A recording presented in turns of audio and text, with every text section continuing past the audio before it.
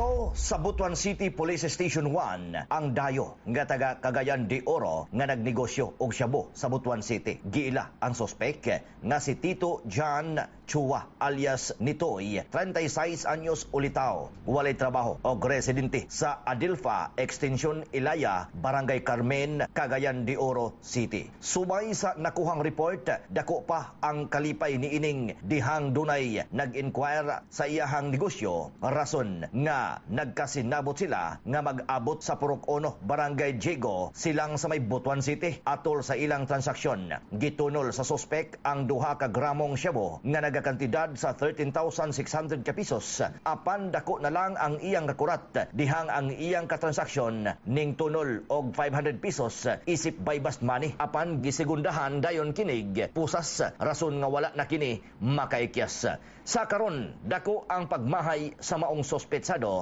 tungod ulahin na niyang nasairan nga pulis ang nag-inquire sa iyahang negosyong shabu. Magatubang sa kasong Republic Act 9165, Comprehensive Dangerous Drugs Act of 2002, isip usa ka SLI kon street level individual drug personality.